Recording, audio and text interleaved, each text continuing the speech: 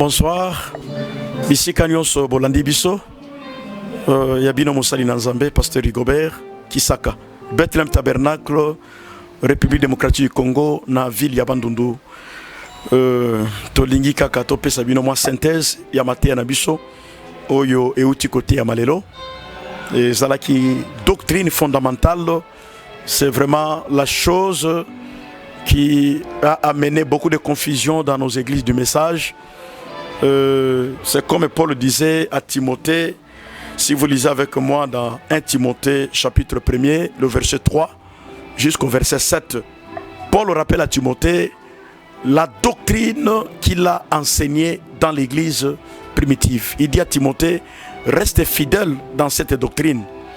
Et Timothée devrait prêcher la doctrine comme Paul l'avait prêché.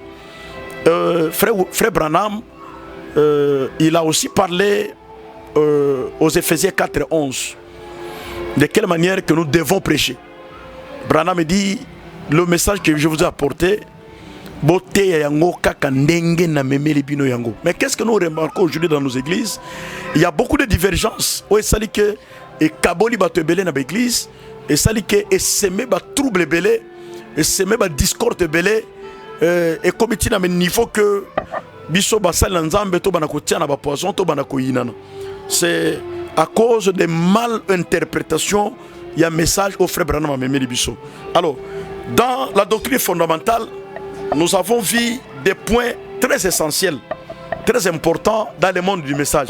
Premièrement, le frère Branham dit dans la prédication, les ministères expliqués. Prêché le 29 janvier 62. Frère Branham Azolo, dans le paragraphe 12, que si j'apportais quelque chose devant vous comme doctrine ou enseignement qui n'est pas scriptureux, c'est-à-dire dans la Bible que cela ne se trouve pas, Branham dit, ne recevez pas cela.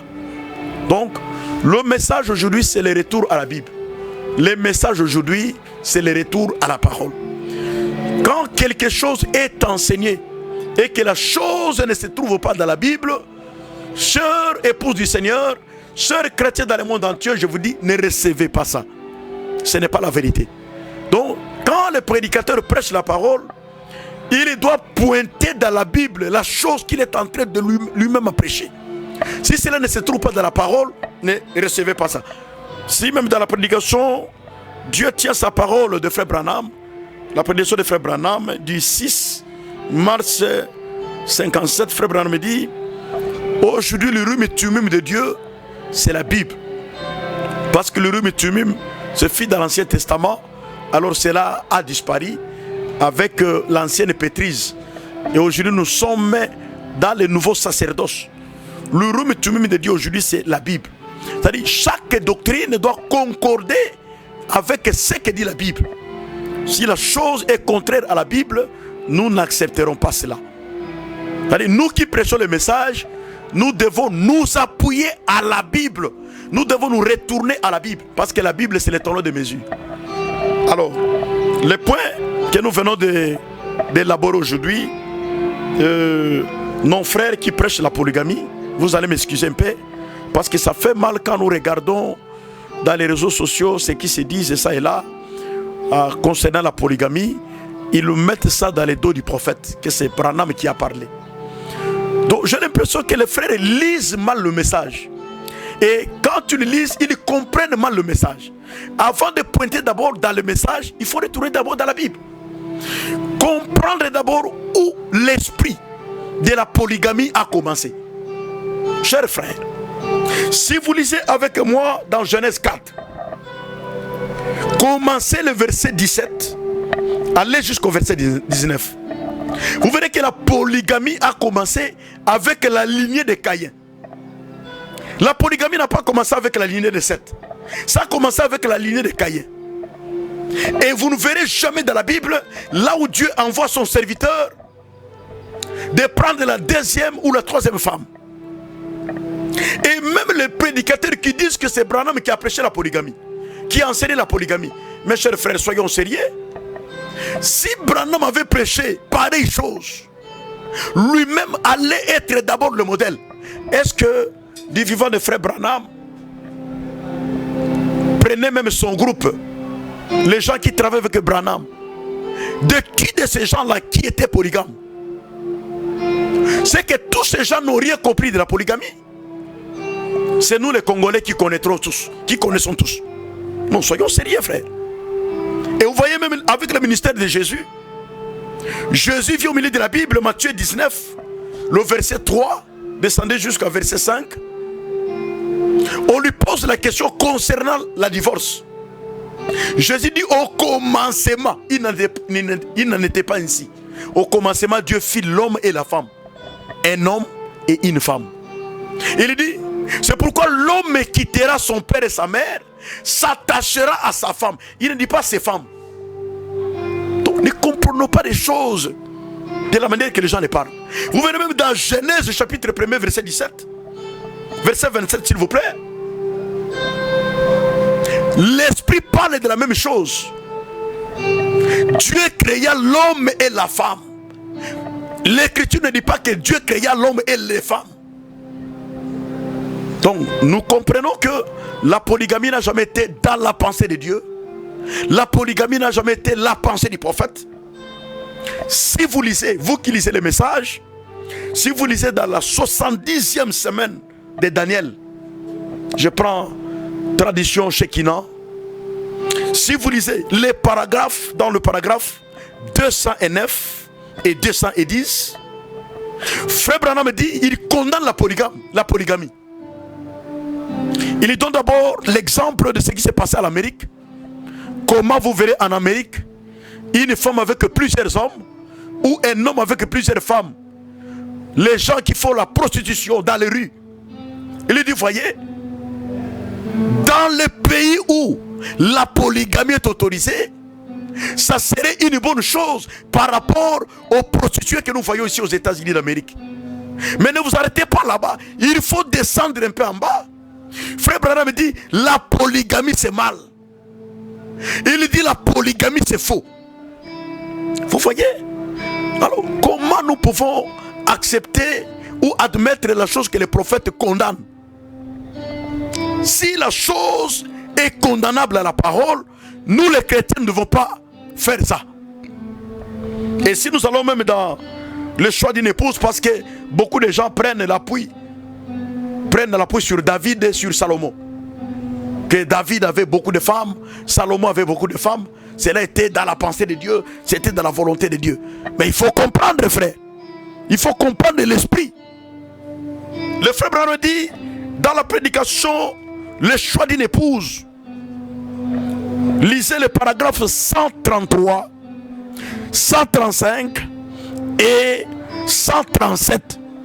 Frère Branham dit, pourquoi David avait-il beaucoup de femmes, 500 femmes, et Salomon en avait presque 1000 femmes, et toutes ces femmes-là ne formaient qu'une épouse de David, ne formaient une femme de David. Branham dit, c'était le type de Christ qui sera dans le millénium, qui sera dans l'éternité, un Christ avec plusieurs femmes, un Christ avec plusieurs épouses, mais toutes ces épouses-là forment qu'une seule épouse. C'était le type. Et vous verrez même Abraham, parce que les autres disent Abraham avait plusieurs femmes. Abraham avait 2 femmes, voilà, lui aussi a pratiqué la polygamie. Et si vous lisez le frère Branham avec moi, dans la prédication, les œuvres sont l'expression de la foi. Le paragraphe 120, descendez jusqu'à 121. Frère Branham dit, Abraham a pris Agar, ce n'était pas par sa propre volonté. C'était la proposition de sa femme Sarah. Et Abraham avait refusé. Mais quand Sarah a insisté, c'est alors qu'Abraham est tombé. Il a pris Agar. Mais ce n'était pas dans la pensée de Dieu. Et Dieu avait condamné ça. Vous voyez, frère? Mais aujourd'hui, nous avons même des pasteurs qui ont beaucoup de femmes, qui prêchent dans des télévisions, ils n'ont même pas honte. Ils prêchent dans les télévisions, ils prêchent dans les réseaux sociaux, que ce n'est pas mauvais d'avoir plusieurs femmes. Je vous lance ces défis. Dans l'Ancien comme dans le Nouveau Testament, trouvez-moi un sacrificateur, un seul sacrificateur qui était polygame. Et même dans le Nouveau Testament, vous verrez que la polygamie ne fait même pas mention. Parce que quand la grâce est venue, le Seigneur qui était l'accomplissement de la loi, qui était lui-même l'antitype, toutes ces choses étaient supprimées. Il n'y a aucun verset dans le Nouveau Testament qui appuie sur la polygamie. Alors que William Branham me dit, j'ai prêché comme Paul. Et quand tu parles de Paul, il se réfère aux disciples. C'est-à-dire l'enseignement de Branham, il a prêché le même enseignement que celui de Paul, que celui de Pierre. Paul n'a jamais prêché la polygamie. Pierre n'a jamais parlé de la polygamie. Nous aussi, nous ne devons pas parler de ces choses-là. Frères, sœurs, chers frères et sœurs, je vous dis, cet enseignement, c'est un enseignement diabolique. C'est un enseignement anti-parole. C'est un enseignement anti-biblique. Cela n'a pas sa place dans le message. Nous avons encore touché un autre point sur les troubles qui règnent dans nos églises, parce qu'il y avait une fausse enseignement qui s'est introduit, qui a essayé de diviser les enfants de Dieu, de diviser les chrétiens partout dans le monde entier. Nous avons des problèmes dans nos églises. Le message en fait, le message en soi est parfait, mais ce sont nous des hommes qui cherchons à faire dire à Branham des choses que lui n'a pas dit. Sur la fausse révélation, sur la révélation de ce tonnerre. Ce tonnerre est révélé, non révélé. Vraiment, c'est horrible. Je pense que je vais m'arrêter ici. Dans les jours à venir, je vous ferai une vidéo sur l'enseignement de cette tonnerre. Révélé ou non révélé. Et d'où est venue cette pensée?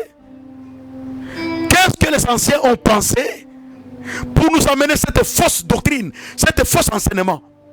Dans les jours à venir, continuez à suivre nos vidéos. Je vais vous aider avec des citations, avec des versets bibliques clés qui vont taire tous ces gens qui ont parlé faussement le message.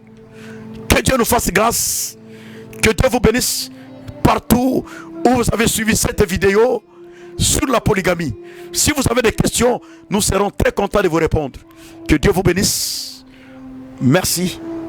Depuis Bandundu-Ville, République démocratique du Congo, Bethlehem Tabernacle, votre petite assemblée que vous aimez beaucoup écouter et suivre nos vidéos. Que Dieu bénisse Nzondo Couleur. Merci beaucoup.